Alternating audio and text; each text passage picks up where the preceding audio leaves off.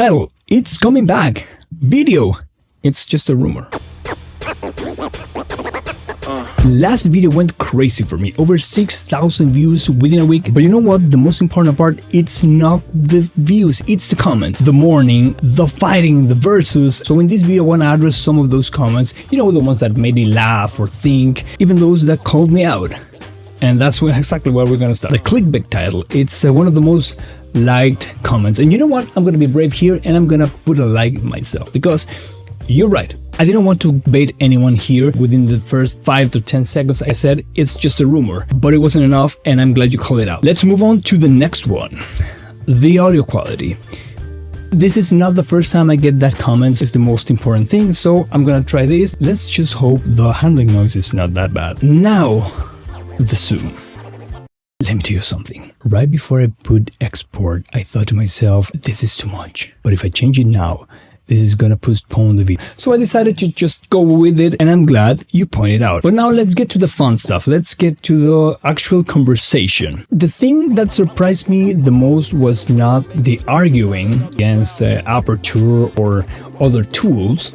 More on that later. People were mourning the loss of a beloved tool, a beloved workflow. Rena Brun, I'm just calling you Rene, I hope I'm not butchering your name, said, I miss being able to make books in Aperture. Or Andres said, I miss the light table function so much. The books, I used to love those. I never printed one, but I had a great time just playing around with it. Just imagining what it could be in today. And then the light table, I didn't get it originally.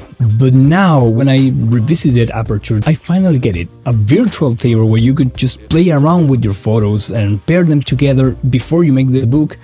Amazing. And notice something?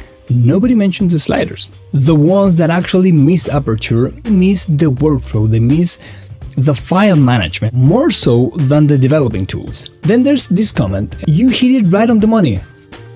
I know, file management. This is the primary reason why I'm still tied to Adobe's Lightroom. And Paul Condron back it up, this is the only reason I've not ditched Adobe.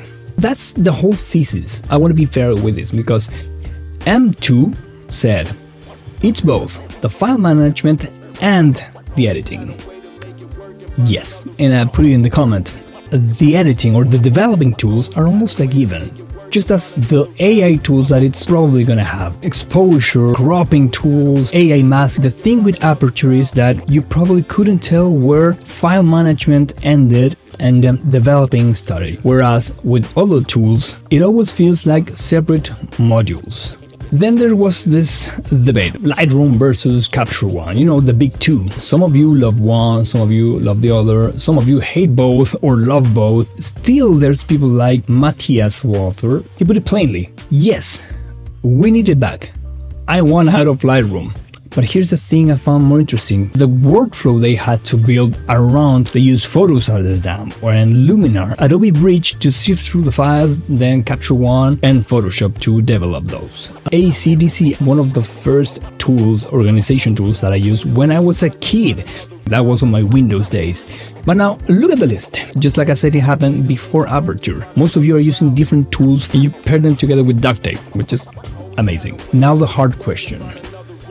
Do you still trust Apple? How can you trust Apple after what they've done to us? The best pushback I got came from stuff you might like. Basically said, it's not coming back.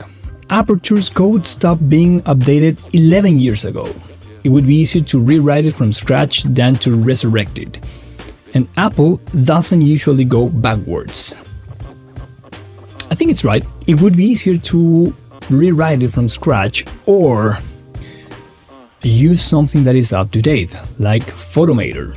It's not about bringing Aperture itself back, but bringing back the functionality. I don't care what name they put in front. All I care about is the workflow. They bring back the capabilities, the idea behind Aperture, what it represented, and what we actually miss, not the name itself. So, is it really coming back? Let's circle back to the clickbait title. There's a 50-50% of Aperture itself coming back, and then another 50% of just bringing back the idea behind it. That's the thing I'm most interested in. What could Apple bring to the table? I think something is coming. Apple has been quietly building the different pieces. I haven't tried it, but I read that the newest raw engine that is coming on the base standard operating system, I think it's really powerful, so that's a step in the right direction. All they had to do is bring it all together, and I have a long list of things that I would like to see, but that's for another video. And here's where you come in. If you were in the seat deciding what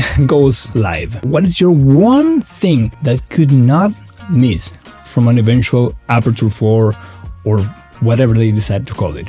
Just leave it in the comments and I'll just see you in the next one.